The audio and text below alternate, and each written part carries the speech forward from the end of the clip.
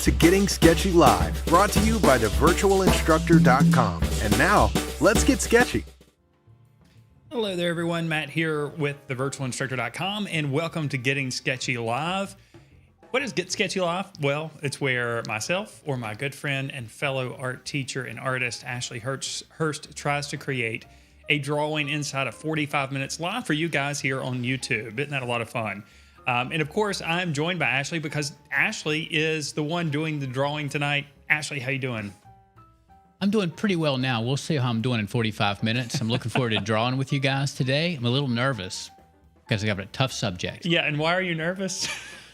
Well, I selected my subject about 2 weeks ago, and I think I was feeling pretty adventurous that day. There's a lot of stuff going on in here, so we'll get as far as we can into this drawing in 45 minutes. Well, adventures are good, and so are challenges. And tonight, Ashley, you want to share with us what materials you're using, Yes. real quick. I mean, we're not ready to look at them yet, but just real quick so people can gather their materials. Sure. So, real quickly, what are you going to be using tonight? So I'm going to draw on black paper. It does have a tooth or a texture to it. If yours doesn't, that's okay. And I'm going to use colored pencils pretty sparingly. I mean, it's a colored pencil drawing, but not many colors. I'm going to try to do this kind of in a monochromatic fashion or very close to. So I'm going to use a yellow-orange pencil. It's kind of close to cadmium medium or cadmium dark, and also a white pencil. And I'm going to use a little bit at the end of white tempera paint. You could use gouache or you could use acrylic. And I'm actually thinning it a little bit so that it's slightly translucent. Okay, so just a couple colored pencils, black paper, a little bit, you said gouache, right? Gouache, tempera, or even acrylic. It's just a water-based paint that I can thin and put on this paper, without damaging it. Okay, gouache, acrylic paint, anything water-based that's going to be somewhat opaque, right? I thinned it a little bit, so it is somewhat opaque is a great way to describe it. I just don't want it to be gleaming white because I'm hoping to do a little bit of dry brush. Right. All right, well, while you're getting all your things together and getting set up, I'd like to remind you that if you are new to this channel, why not subscribe? We cover a broad variety of drawing and painting, media, and subject matter here. And each week we do Getting Sketchy Live here, at least in seasons. Right now we're in season 3, and this is episode 4, I think, of season 3. So we got 6 more episodes after tonight. Next week I will be drawing. You can join us every Wednesday evening at 6:30 p.m. Eastern Standard Time. If you want to be notified when we do broadcast and you want to get on our newsletter list, of course, check out the link in the description below this video. It'll be the link to get 3 course videos and ebooks for free, which is part of our membership program. We have an incredible membership program that includes drawing and painting courses, weekly live lessons that are different from what we're doing here on Getting Sketchy. In fact, after this broadcast, we're going to head over to thevirtualinstructor.com, and I'm going to start a new series of lessons tonight on pen and ink. And we do that each week as well at 8 o'clock Eastern Standard Time after the Getting Sketchy broadcast. So there's a link below to check out the membership program if you might be interested in that as well. So again, subscribe to the channel if you haven't already, and click the bell notification so that you know when we post new videos here. Of course. All right. It looks like Ashley's ready to go, and hopefully you guys are ready to go too. If you are watching this live on YouTube, there's a chat box. For whatever reason tonight, the pop-out chat won't come out for me. So I'm going to have to turn my head and look at the chat box. I know it's a really terrible inconvenience, but you can post questions and make comments. And if you put it in all capital letters, that helps me see it a little bit better amongst all of the other questions and comments, of course. I won't take it that you're yelling at me. Of course, it'll just help me see it a little bit better. All right, with that, I think we're ready to switch over, and Ashley's ready to talk a little bit more about his materials and get into this one. All right, you're all good to go. There it is. That's our very high contrast bug. Of course, 2 weeks ago, I drew a Volkswagen bug, so I thought I'd follow it up with a little bit of the inspiration for that vehicle. I don't know if this is a beetle. Maybe somebody out there can tell us, but it's got a hard shell. It's very beetle-like to me. So you can see the materials that I plan to use. I failed to mention the colorless blender I might use. I'm not certain. So it's a colored pencil with no color, and I might use it to try to smooth out some of the negative space, the ground plane. We'll see. And so with that, let's go ahead and begin. I'm going to start with some marks. So you ready for the timer? Oh, yes. Not ready for the timer, Bring up but the here timer, it 45 comes. minutes All right. here. I'm going to start with just a HB pencil, just a regular pencil, and try to capture the gesture of my bug. It looks like it's moving at about this angle. It may be a little hard to see some of those first marks on there. And hello to you guys who are telling us where you're from. Pennsylvania, Tennessee, Texas, Arizona, Australia, Florida, Arizona, Jackson, Mississippi, frigid Minneapolis, Vancouver, Canada, Sydney, another Canada. Welcome to everybody. I hope you guys are staying safe and healthy here. Okay, so the way I've kind of looked at this is that pretty much I don't know the parts of bugs. I'm going to call this big part the thorax. How does that sound, Matt? Does that sound accurate to you? I don't know. I think, is that the thorax or the abdomen? I should start looking this Where's stuff Patricia? up. Patricia, I'm sure you know what the thorax and the abdomen is. I'm thinking that this part is about 2/3 the size of the head and the center of the body. I guess we'll look at it in thirds. So we've got the head, the midsection, and the bottom of the body, maybe. So you're basically making comparisons between the three major shapes of the bug. Right. They're already in segments, and so it seems logical to do. And then I just want to make sure I get the thickness right. There's not a whole lot of contouring here, not like the card drawing where there was a lot of proportional issues to solve or to work out. But because there's a pattern in here, if the proportion of that part isn't accurate, I either won't be able to fit all of that pattern in, or I'll have to make up a few extra rows, which I'm not above doing. All right. So it may be hard to see the graphite marks on the black paper, but thanks to a little bit of graphite shine, we can see it to a degree anyway.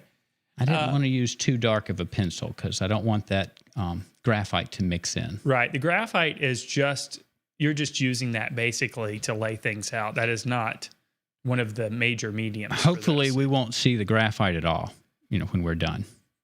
All right.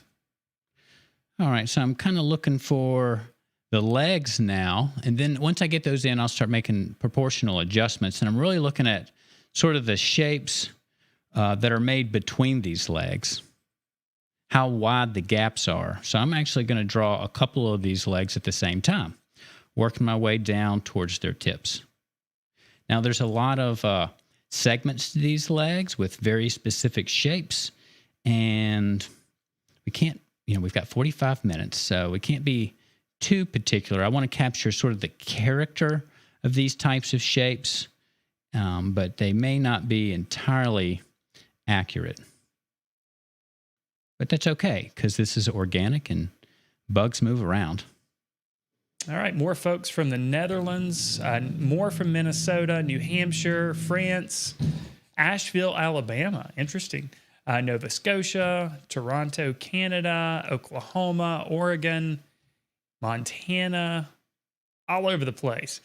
Okay, Linda has done a quick check online. The thorax is right behind the head. So that big part is the abdomen. Okay, head, thorax, abdomen. Much better. Third section is the abdomen. All right. All right, now we've got our science down. Yeah, now I can speak with confidence about this little creature here.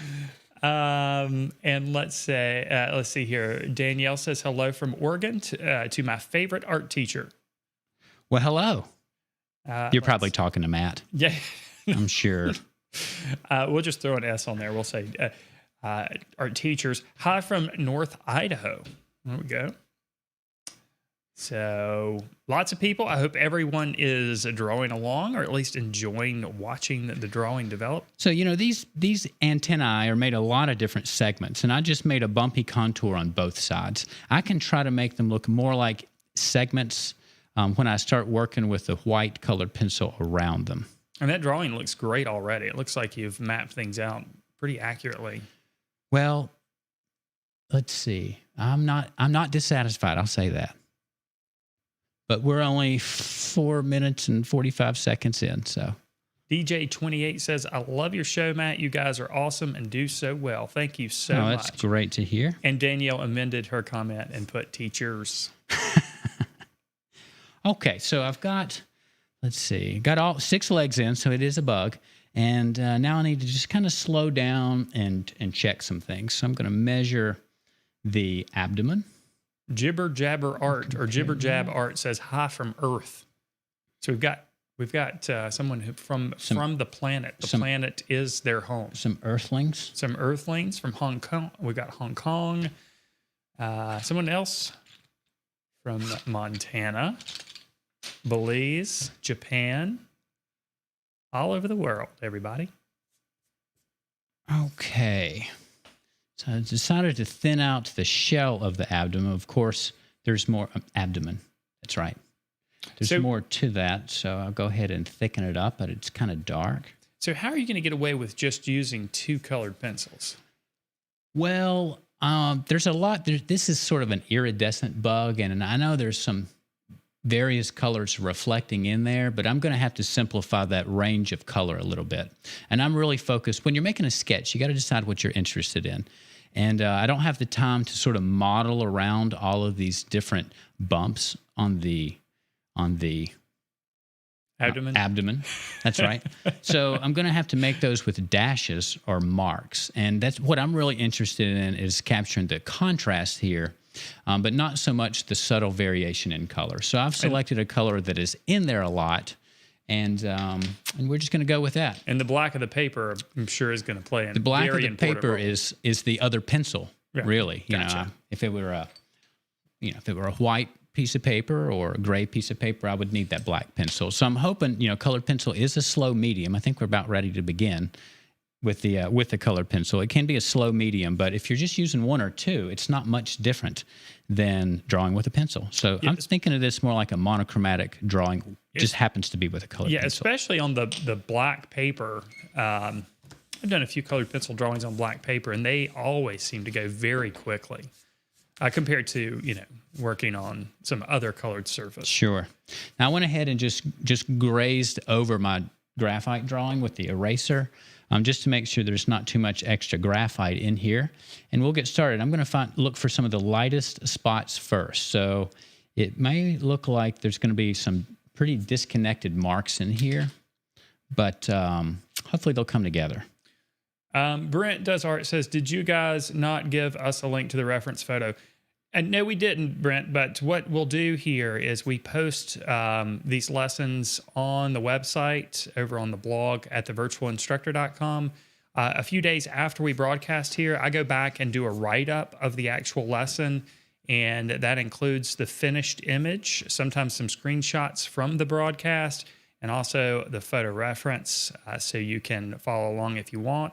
So we'll have that up the next few days, at least within a week, and you can check that out there. Michelle says, what is the color name of the yellow colored pencil? Okay, well, it's a Blick pencil, and Blick has called this color canary yellow. But to me, if you look at the tip, it's a little bit orangish, so I'm thinking of it as a yellow-orange. And that's a wax-based colored pencil, right? That's right. Now, the color of the pencil is not as bright on a black surface, which is why I hopefully plan to use a little bit of paint for increasing the range of value eventually.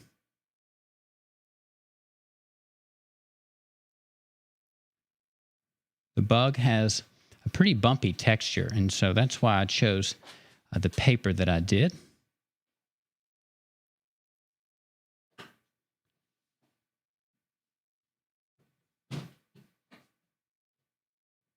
So I'm just looking for the tints right now, just the lighter values.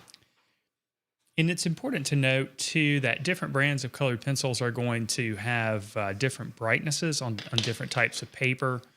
I'm not sure about the Blick colored pencils, but in the course, 3 Little Birds with Colored Pencils, I do 3 different drawings of birds with 3 different brands of colored pencils on 3 different surfaces. And in one of those lesson series, I use the Caran d'Ache luminance pencils, and those pencils I've found have they have the brightest or strongest contrast on black paper. So if you're wanting the greatest amount of contrast or color pop, I guess you might say, then I would suggest the luminance pencils by Caran d'Ache. They are wax-based pencils. They're pricey, but they're really nice. Not my favorite. My favorite are still the Prismacolor Premier colored pencils. And I would say second place to that would be the Polychromos pencils, even though they're oil-based. There's a lot of little dark gaps between some of these parts, and kind of like watercolor, it's really important to save and preserve those, except these are like lowlights instead of the highlights that you would be preserving with watercolor. And Linda is asking, is the paper Artigan paper by Strathmore? I think no, Strathmore makes Artigan. In fact, I can't tell you the name of this paper. We might not know the name of the paper actually it's using, but the Artigan paper, you're going to have very similar results with the Artigan paper. We have some of the Artigan paper here in the studio. I think, Ashley, you brought that paper. That's right. With you. And it does look like it has a little bit of a heavier tooth here than the Artigan paper. Yeah, maybe so. And the tooth is tighter than Canson Mitance paper. Yeah, it looks kind of like what you would get from the back side of the Canson Mitance paper. It's closer to that. Right? Yeah. Just slightly finer than that, but just as heavy. So there's a lot of these little marks in here. They'll eventually get a touch of paint to brighten them up a little bit and lighten them up. The real Andre B. El Pedes, probably not pronouncing that correctly, says try cheap colored pencils next time like Crayola. Oh, I got one right here. There you go. We're going to mix the expensive and the cheap ones together Ashley's today. going to be using one of the Crayola pencils, and you can get some okay results with colored pencils like Crayola. But, I would suggest using higher quality materials whenever you can, because it does make a difference in the quality of the art that you produce. I'm definitely not an art snob when it comes to materials, and I know Ashley's not either. Nope.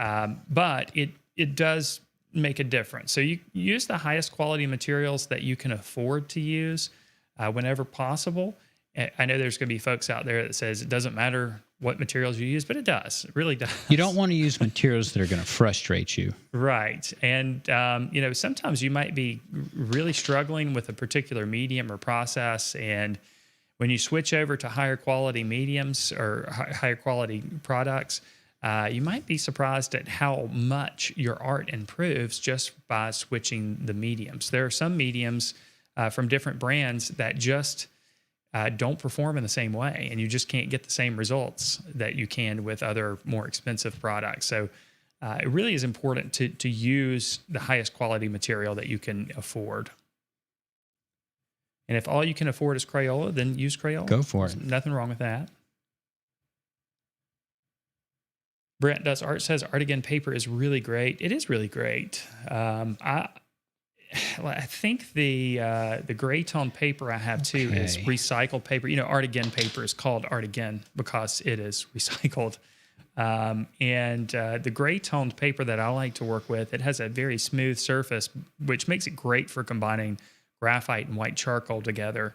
It's also recycled, and I think it's a very high quality paper, and it's also inexpensive. Yeah, DJ28 says, I love colored pencil on black paper. You can do so many effects with it. Yeah, you can really get some great contrast. It does have its drawbacks. Every paper has its advantages and its disadvantages. And the only disadvantage to to black paper is it's hard to find, well, there's a couple disadvantages. It's hard sometimes to make colors look bright. And the gouache is going to help with that, I think. Right. And the second thing is that when you're looking at the video, you can kind of see. You can see there's a little bit of a shadow on the left side right underneath the timer. And I think that's from Ashley's left hand. That is Right. obviously blacker than the paper because of the shadow that's cast there. So it's really hard to find paper that is super black in all lighting situations, and that can make it not pop as much as you'd like it to. Of course, when you photograph the art and you bring it into Photoshop, you can make those blacks nice and black. But when you're going through the process, sometimes the lights within the room can make the black paper look gray. And that sometimes makes it a little bit more difficult to analyze the value relationships. All right. I think I'm going to maybe blend a little bit of this out when I come back, but I want to start finding the legs for a while and then come back into the bug. So we're going to do the legs mostly with negative space, just working the empty spaces around them and let the black paper do a lot of the work.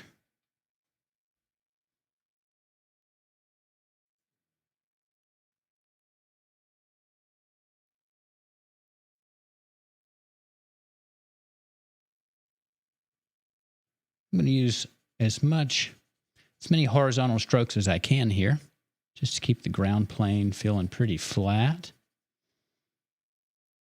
We'll have to sort of carve or cut away the legs with some different direction lines, but hopefully they'll kind of mix in and disappear into those horizontal strokes.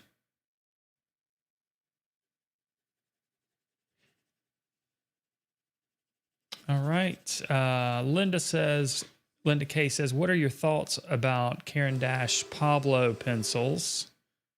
Are you familiar with Pablo pencils at all? I'm not. And I don't know if you guys can hear it or not, but of course there's somebody calling the studio right now, probably trying to see if we are actually live or not. And I'm not familiar with the Pablo pencils either. Linda, I've never used them before. I don't know how they differ from the luminance pencils. So I wish I could answer that, but if anybody in the chat box wants to chime in about their experiences with Pablo pencils by Caran d'Ache, you're welcome to do so. My philosophy is, it's going to be different. Materials are going to behave differently. They're not going to behave differently for individuals, but people are going to use them a little bit differently, and people are going to get different results with different brands of pencils. So the best way to go about finding a pencil that works best for you is to experiment and try a lot of different brands and find what works for you. Some people are going to like a certain brand, and some people are going to find that same brand doesn't work for them in the same way. So experiment as much as you can. And, I wish I could tell you more, Linda. Let's see, Monica says, using better materials and taking time to learn how best to use them come together to ease frustrations and lead to more satisfying outcomes for me, at least. And I think that's true for all of us, I too. agree. It doesn't behoove you to just work with inexpensive materials when you can afford higher quality ones, and just try to wince your way through artworks. That's life's too short for that. If you can afford the higher quality materials, then go for it. And pricier doesn't always mean better either. So keep that in mind too. All right, now I'm really creating some distinct shapes down here, but eventually I hope to go back and soften the edges of a lot of these and draw a kind of a contrast between softer edges and hard edges, between the shadow and the bug itself. I really like that negative drawing that you're doing in between it, or it looks like a negative drawing. That's right. It's real tricky. It's not difficult, because I'm not having to focus on the subject. I'm really focusing away from the subject. It's sneaky, I guess, is what I mean. You're basically drawing the shadow by drawing everything but the shadow. Right. And it's a lot like the Baroque artists' work, artists like Peter Paul Rubens and my favorite artist, or one of my favorite artists, Diego Velázquez. Working on a dark surface.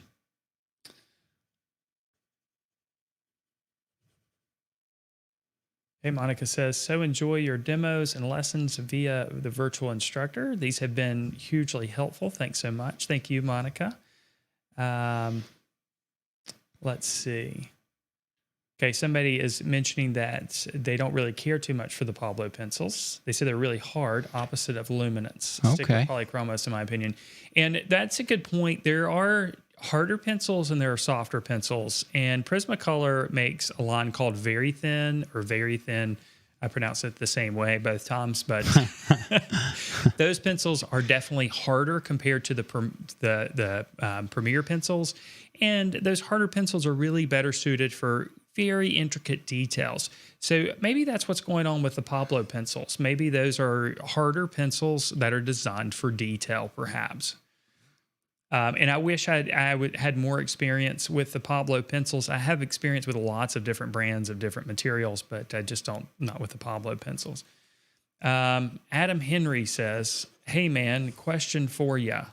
You're on record saying MS Paint is the greatest medium for art ever. And art on real paper, I'm going to say, stinks more than big game poaching.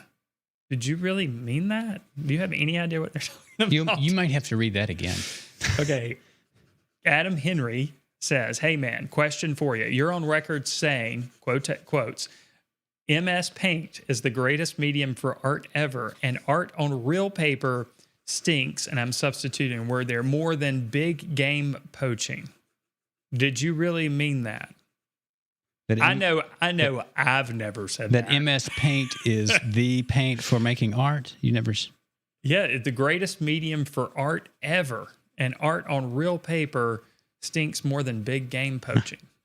What do you mean by real paper?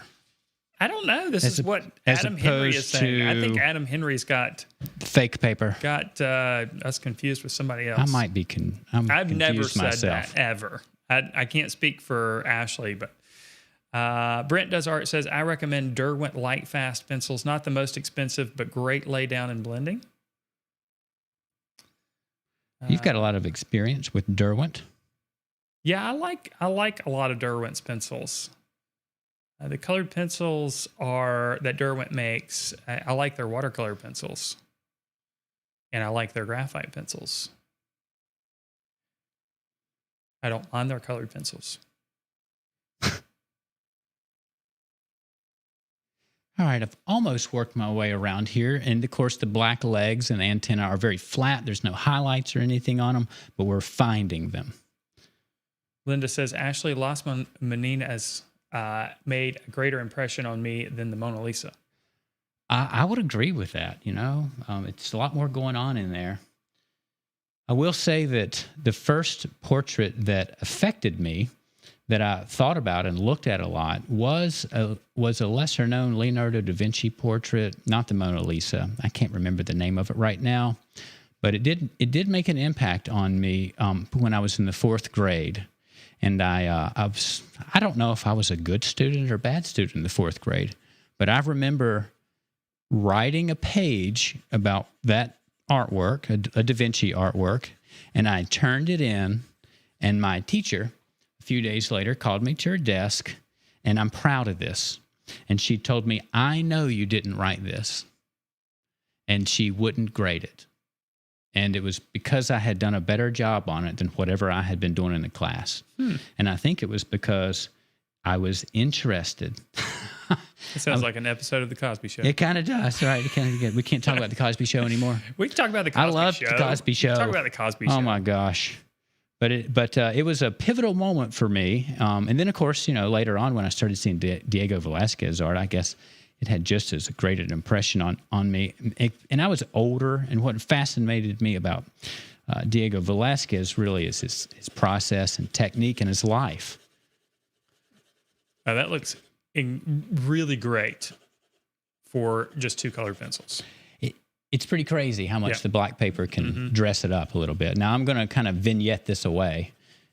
So we'll just make something like a soft rectangular-ish area. And then I'll be able to start going back into the bug and maybe soften some of this And around now plane. I'm seeing the texture of the paper. I think that this is a type of pastel paper that you're working on. Okay. It's very thick. It's like 140 pound. It's like 140 pound black watercolor paper, which I know doesn't exist. Yeah, but it has a consistent tooth. It's not, watercolor paper, cold pressed watercolor paper has That's true. a little bit of an irregular It pattern. doesn't feel like rag paper or anything like that. That's true. That has a pretty consistent texture. It's almost like the bee paper with just bigger a little stipples, bit like that. Yeah. But it looks great. That textured paper is helping. It's definitely helping. I'll go around the shadow now and start to soften the edge of that. Let's see here. Let's see. Margaret says, Ashley, this is magical. And Horsewoman 2000 says Pablo pencils are also oil. So that could make a difference too. For those of you in the Pablo pencils discussion. Let's see. And Garima, I apologize, guys. The chat box will not pop out tonight for some reason. I think it's something going on with YouTube. So the comments are really small on the screen. They're asking, can you recommend any cheap colored pencils for beginners? And my suggestion would be Prismacolor Scholar pencils. If you're looking for something cheap that's still going to get pretty good results, their Scholar line of pencils is just underneath the Premier line, and it's they're pretty good. They're great student pencils. Do you have any brand that? Well, I use the Blick pencils a lot. Oh yeah. Especially you order them in bulk. Right. So I really can't comment on how they compare price-wise to Prismacolor because I order thousands and thousands of them. So we get a really great deal. I haven't paid for shipping from Blick in years.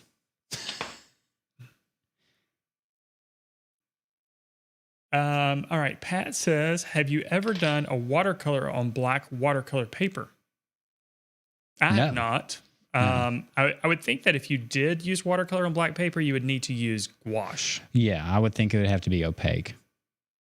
I would agree. Let's see. And Jinxie Clark says, with Prismacolor breakage issue, they may frustrate a new artist enough to make them hate the medium, in my honest opinion. I've been using Prismacolor Premier pencils for probably, 25 plus years. And I have seen the quality change a little bit over the years, but the breakage issue is never anything that frustrates me to the point where I'm ready to pull my hair out or anything. I'll occasionally have a pencil that doesn't sharpen properly, but beyond that, that's about it. I'm really not sure where the Prismacolor breakage thing got kind of so out of control. Because I really don't over the breakage. I really don't run into that many issues. Anytime I break it, I blame myself. I've pressed down too hard. Well, I guess that's what they're talking about. Right. Some people are talking about the core breaking when the pencil falls on the ground or whatever. Once the core breaks, it's really hard to sharpen the pencil because it kind of crumbles. And that's true. And remember the whole microwave thing? Oh, yeah. Yeah, that's the whole reason. You very recently addressed that, right? Yeah. It's not, I think if you're throwing your pencils around and they're falling all over the floor and they're all breaking, I could see how that would frustrate you then. And Jinxie follows up. I have had really bad breakage with them. Taking an entire pencil gone in one project.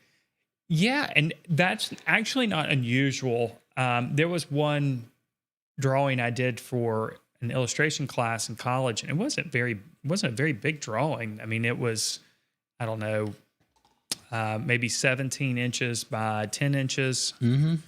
And I used an entire indigo blue pencil on that drawing, the entire pencil. So that's really not that unusual. The pencils are soft. Let's see here. I'm using a blender pencil a little bit. I don't know if you guys can tell on the screen in this area. It's knocked down a little bit of the tooth or texture just to make the detail of the antenna a little bit sharper. Or you could just go heavier with your white pencil because that would fill in some of the tooth. And this is in the event that you're working with a paper that's as heavily toothed as mine. Okay, Klaus says, question, you mentioned something like it, but to be sure, can I actually draw on the backside of Mitant's paper? Yes, it has two sides. Yeah, and they do that on purpose. One side has a little bit of a weaker tooth, and the other side has a heavier tooth. And last week, Gettin Sketchy last week, I did a pastel drawing of the Did you of use the the bird backside? on the backside, the heavier, which is the Mitant's heavier paper. toothed side is what we're The talking weaker about. tooth, The yeah. weaker tooth. Okay. And the reason I use the weaker side of the paper, or the side of the paper that has the weaker tooth, is because I had a time constraint and I didn't really need to worry about a limitation on the number of layers. Right. I remember us talking about that. Now. So yeah, you can. It's a very versatile paper, and Canson Mitant's paper is not expensive either. Not for what you get. I mean, it's a big piece of paper. You can do several drawings with one sheet a lot of times, unless you're doing a large pastel. Okay, Monica wonders if this would work on black canvas paper. I would think so. Yeah, I think it would, but the canvas paper is going to have probably some gesso on it. Clearly, it's already tinted black, and the pencils are probably not going to stick to it the same way as it would to the paper. So you might be fighting that. What might be better is if you used a painting medium on the black canvas, like acrylics or something along those lines. And I'm going to use a little bit of paint in just a moment, and we'll see quite a difference how that's powerful it is compared to the colored pencil. That's really going to pop. And boy, you're moving on this. You have 13 minutes left. I'll go ahead and I know I've gotten quiet several times.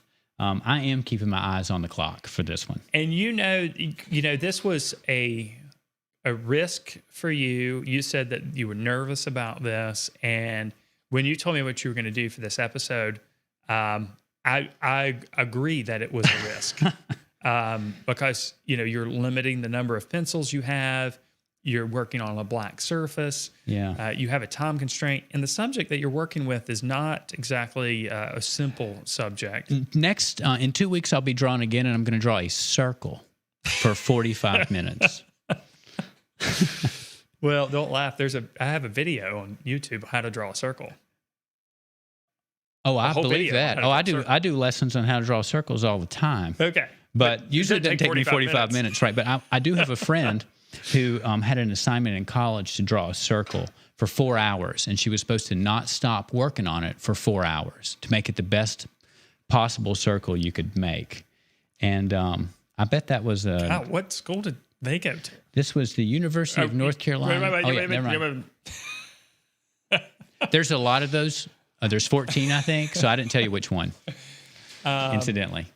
But I'm surprised. And then the next week, she had to draw a square for 4 hours. Is this an art class or an yes, engineering class? This was an art class, and it was really, I guess, to develop patience and stick-to-itiveness to see that you too can draw like a machine given enough time. And I guess that's what I would take away from that. I understand that the drawings look like they were practically printed from a computer when they were done. Okay, Alana says, I have been told that Prismacolors have a lot of pencils that are not light fast. Is this an issue for you or for persons who sell their art? I'm not sure if I can speak on what colors are light fast or which colors are not light fast. I can't either, but I'll tell you how my philosophy on that is they need to be at least as light fast as I have time to live. And so as long as their color doesn't change for 50 or 60 years, I'm okay with that. Yeah, and I don't want to have anything returned and to fix when I'm older. To be really truthfully honest with you, and this is not the case in a lot of situations, but a lot of the imagery that you're going to be creating with colored pencils are going to be for the purposes of illustration, which means that it's going to be reproduced anyway. Yeah. And if that's the case, then probably the light fastness of the pencil doesn't matter at all. I'm surprised, though, to hear that about Prismacolor. Yeah, I'm surprised to hear that, so too. I'll have to read a little bit about that. There's, for years, Prismacolor was the best you could get when it comes to colored pencils. They were on another level. And here in recent years, they've just gotten beat up. Yeah. I mean, I know there's a lot of new brands on the scene. There's a lot of great colored pencil brands out there, but Colored pencils is Prismacolor is the Tom Brady of colored pencils, I guess. no, we're not going there. I'm sorry. But yeah, I don't understand. I don't, I get some of the, people have bad luck, pencils break and that kind of stuff. I totally get that. But as far as the pencil behaves on the surface, for me, I have not found a pencil that behaves like a Prismacolor Premier colored pencil as far as creating a thick, buttery, creamy application that almost behaves like paint once you get a certain amount of layers on the surface. There are other great brands out there. And like I said, you need to find what works for you. And some things may work for you that don't work for other people. And it's going to be different for everybody. So I'm hesitant to talk poorly about a brand. And I know there's a lot of people out there that talk poorly about Prismacolor. I mean, there are people that are just passionate with their hatred of Prismacolor. And I don't get it. I don't know I don't really understand where it all comes from. I don't really think that that's really a good attitude to have. Yeah, they're just pencils. We don't need to get too emotionally invested in our pencils. Just try a different brand. I think they're great. Nobody sponsors this channel. Nobody, I'm not getting paid to say anything or talk about a brand or anything like that. I'm just being truthfully honest with you guys that I think Prismacolor Premier colored pencils are great. And I think they're going to be great for a lot of people out there. And I think other brands are going to be great for other people as well. So, Becky Quick says, I loved Ashley's cat and oil pastel. Well, there may be another cat coming up this season. Meow. We'll leave the meows out this time. Yeah. Just a little teaser there. I can't help but draw the cats. I love cats. Adam Henry says, how did you start out making a living as an artist? Mostly commission-based work. Gotta be a grind. You want to answer that? Well, I'm a teacher, so I do get a regular paycheck in addition to selling or having sold artwork. So it's really a combination, but that's not a bad answer because you really need a few irons in the fire, I believe. A couple of different directions or avenues to generate revenue. I did have a boss who was a landscape painter when I was in college, and I learned a lot about painting from him. And that was his philosophy. You had to keep a couple irons in the fire. And for him, that just meant relationships with a lot of different galleries in case something fell through. You can't really depend on one. And I think that's a great answer. There's a lot of working artists who also teach on the side instead of the opposite of being a teacher That's true. that produces art on the side that they sell. And I know it was very hard to balance for me because I was a teacher in the school system as well.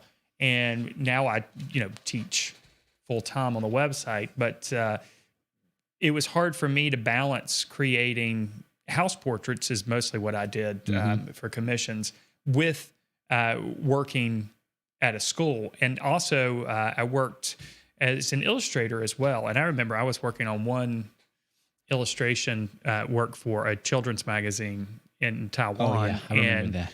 The principal, I was watching a class. It was during my planning period, and I was watching a class for another teacher, and this class was not a good class, okay? And I remember our principal was new, and I won't say his name here. Principal I have a lot of respect for. Sure. So he didn't know me as a teacher, really. He didn't know me that well. He was walking down the hall, and I'm sitting here working on this illustration, and I was actually working with colored pencils at the time. Yeah. Sure. And he comes into the classroom, and it looks like I'm just sitting there working on my commission work while a classroom is just doing nothing. Right. So I had to I'm tell busy him, with my other job. I had to tell him, this is not my class. But some of the times in my planning period was spent working on art that was sold, and it was hard. I remember I worked for this company that made children's clothing for a year, and they just paid me a set amount every month. And some months they wouldn't require any illustrations. And some months they came to me and asked for things like one month I had to produce a calendar. So you were like an artist on retainer. kind of, yeah. Yeah, I get that. And a calendar. So I had to produce 12 illustrations in that month. And they were all 16 inches by 16 inches. That's pretty busy. And that's a lot of work to do in a month and work full time as a teacher. So sometimes it's hard to have all those irons in the fire, but I think that's good advice. Well, you got to at least be, entertain the idea that sometimes you may be really busy, like Matt says, because you have several irons in the fire, and then sometimes things can drop for a period. And then just try to manage your money well. Okay, DJ28 says, I had 12 cores break down the whole pencils, and I never dropped them. That's not good. No, that's not. Prismacolor breakage, Brent Does Art says, Prismacolor breakage wasn't a problem until some YouTubers started complaining about it. And those two comments are right next to each other. That's too much. Right next to each other. And I think there's truth in both of them. I think it is possible to get defective products. Yes. Those things happen. Quality control can suffer for periods of time. Absolutely. It doesn't have to be permanent for a company. Sometimes they catch on. And I do think, social media does have the habit of sometimes spreading things around, sometimes erroneously. Let's see. Melody says, yes, I can see the blending with the blending pencil. All right. Horsewoman 2000 says Prismacolor has great customer service, bought Micron pens and dry, and they shipped out new ones. Oh, they were dry and they shipped out new ones. Okay. Pigma makes the Micron pens, not Prismacolor, I don't think. I think it's Micron? Pigma. Yeah, Micron's made by Pigma. Or, they're made by Sakura. Sakura, that's right. Yes. And they make a pigmented version of their pens. I think do they call them Pigma? It's the Pigma Micron. Okay, I'm holding one right now, yeah. and it is Sakura. That's right, made by Sakura. I like that company. Yeah, I do like. Of course, Sakura. those pens are super popular. But I like their. I don't know what the quality level is compared to other watercolor paints, but I used some Sakura watercolors years ago, maybe 20 years ago, and I did enjoy them. I really liked them. Sakura makes the Craypaw oil pastels. That's right. So the whole those are name, fantastic. Craypaw, is them. People use Craypaw interchangeably. Yeah, with they the word make oil a pastel. square stick oil pastel that is all pigment, and it's kind of expensive for oil pastel, and it is fantastic. All right, let's see. I got 2 minutes left. Yeah, I'm trying to get caught up with these comments. They really have flown by here. I sell all my originals. This is Alana talking about the colored pencil light fastness. Light fastness.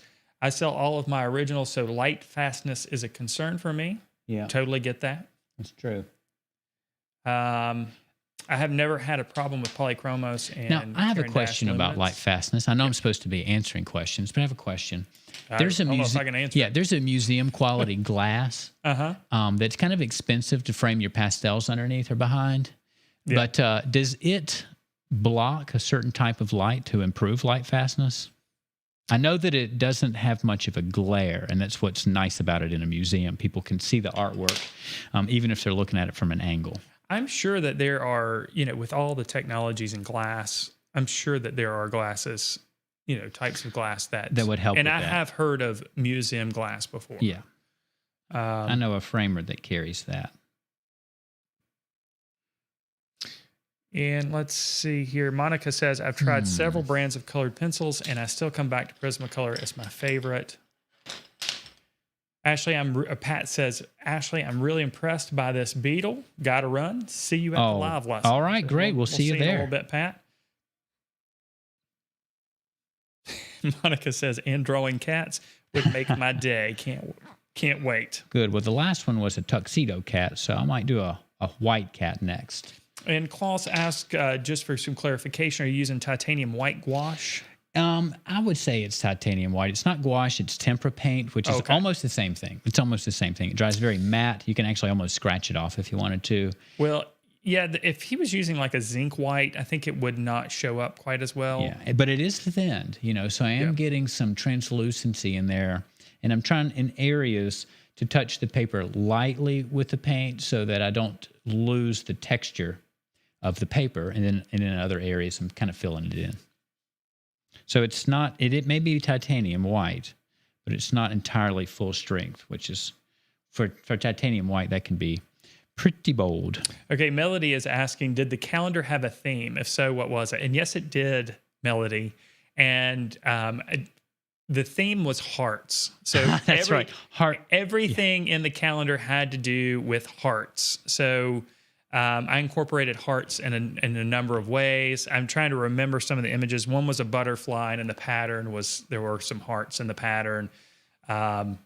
I remember these illustrations. You remember actually. them? Now that you're talking about it, I remember there were hearts in all of them. Yeah, I can't remember anything outside of the butterfly. So Matt used to earn a living drawing hearts, just like we all did in elementary school. How sweet! It was a children's calendar here. So, time's up. Time's up. I wasn't going to say anything. Okay, well, we still got a few more questions. Okay, and we have about 10 more minutes here. So, first of all, the bug looks fantastic. Let me take the timer off. I think it really is amazing what you can do when you limit your palette. Yeah, I know. Usually when we talk about colored pencils, we talk about layering them. And so we say, a drawing that's only 8 inches wide feels like it's 24 inches wide because you may go over it 3 times. But the way we used the colored pencils tonight was more just like a white pencil on black, or just like a regular pencil almost, just to create value in mark making. So it didn't take nearly as long as if we were creating colors with the colored pencils. And the texture of the paper works really well too for this particular type of image that's kind of looser and quicker, but still very refined. It's really well done. There's a lot of detail in here, and it's mostly just sort of loose, disconnected marks that are supposed to add up to be something that's recognizable. But when you can get just a few little marks in there that feel like details, like what's going on with the shiny spots on the legs, it lends credibility to all of those other marks. Yeah, it's this is also another example of when you take chances and take risks, sometimes they pay off. Before we went live, there was a lot of apprehension over there at the other desk. And I think that the risk that you took here paid off. You used a medium that, I don't think you use every day. No, this is a process I've never really used. So it was definitely a risk, but it seemed like the right materials for my reference. I let the reference make those decisions for me and kind of trusted that. And everybody in the chat box agrees that it looks great. Let's see here. There was a question I wanted to ask or answer here in the time that we have left, and I'm trying to find it. I'm trying to scroll back and find it, and I'm having trouble. Oh, here it is. It's by Veek Writer, and the question is, when should I sketch and when should I trace? I'm practicing freehand now. When is it best to trace? Well, I actually just put a video out on YouTube called 3 Ways to Trace, but it was really about tracing your drawings, just to get to a clean or fresh piece of paper. I have worked for an artist that would use a opaque projector to project a photograph, and he was tracing very complicated cityscapes. But then, interestingly enough, he painted them very loosely. You would never have thought that there was a tracing under there. And he said he did it to save time. He was a man who made his living his entire life off of only his drawings and paintings. He didn't have any other source of income, and so he was always concerned about time. But he developed his drawing skills, his ability to capture proportion accurately before he started using those time savers. So I would suggest that if you're making artwork for yourself or for illustrating, and you just want it to be great, and you're focused on the medium and the painting, if it's a painting, I think it's okay to trace, but not at the expense of continuing to develop your drawing skills. And you may eventually want to draw things that can't be traced, things that you can't take a photograph of or can't take a photograph of in combination. And so you'll want those drawing skills at that point. Yeah, and most of you know my philosophy here. There is, I recently looked in the rule book for art. It's something that you get when you get your artistic license. And there is not even a single chapter on whether or not tracing is cheating or not. You know, that's how I started out my video. I said, tracing is not always cheating. And there's a big misconception that it is, but you shouldn't trace, in my opinion, when you're going to be finishing the medium. Like, for example, if you're going to be finishing the medium in graphite, I wouldn't trace the subject in graphite. But I do feel like there is a place for transferring contour lines. Sure. With speaking with artistic language there, because that's getting the contour lines on the paper.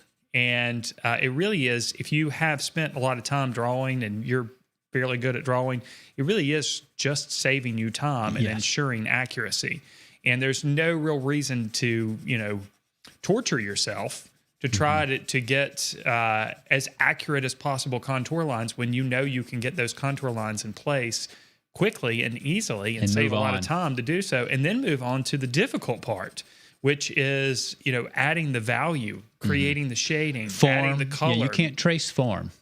Right. So you're still going to have to create that with contrast. And a lot of people also tend to forget that a lot of the old masters used some type of transfer process too in their own processes. Albrecht Dürer, I think, Vermeer, especially Vermeer. I think he used the camera obscura. Right. So, it is a sticky area. If you're trying to learn how to draw and you're trying to learn how to recognize shapes, then that should be something that you practice, and you shouldn't be spending time tracing. But if you're creating work for clients and you're trying to save time, it really doesn't make a whole lot of sense to spend, twice or three times or four times the amount of time in your studio trying to capture the correct contour lines when you can just transfer them on there and get to work.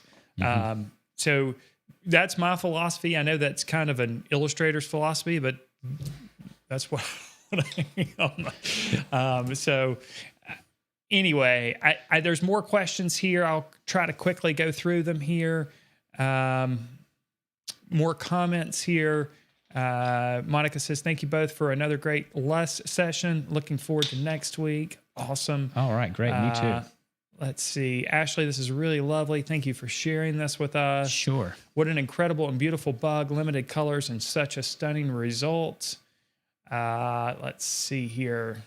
Someone mentions that they do have UV coated glass. For those of you who are asking about the light fastness of the Prismacolor. And then you don't have to pencils. worry about your clients hanging them where where the sun is actually going to pass over them through the day. Because that's what I worry about, is that someone's going to hang them and the sun is going to hit them directly for 2 or 3 hours every day when no one's there and no one knows it. And over time, they're going to fade out. Yes. Yeah. Let's see here. Ashley, I think you are a bug specialist. Yeah, absolutely. Enjoyed. Thanks for the demo. Really enjoyed this project. Speaking of bug specialists, I owe it to the bug community to have drawn this, because I used to have my pesticides license and I was a bug's worst nightmare. So this is for all you bugs out there. And I worked for mosquito control. That's right. For a summer. That's right. When I was in college. Mosquito control for the Environmental Health Department. Yeah, we got a history with bugs, actually. All right, well, let's switch back out over here.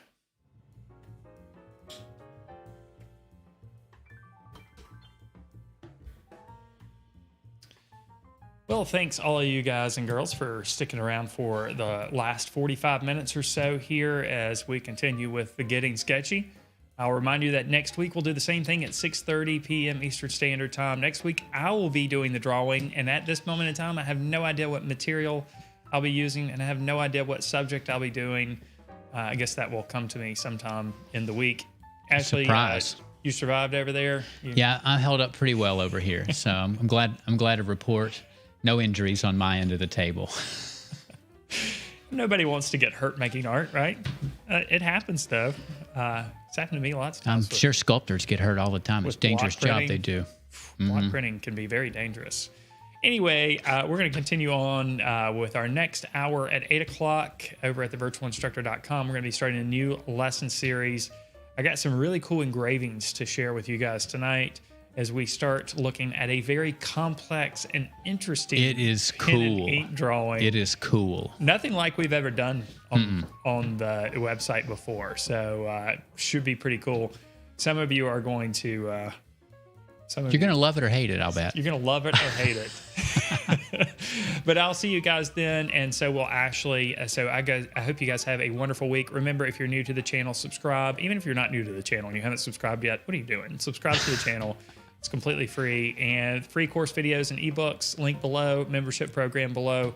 With that, I'm going to go ahead and sign out for this evening. You have anything to add to that, Ashley? I just hope to see you guys here next week. Have a great week. All right. Good night, everybody.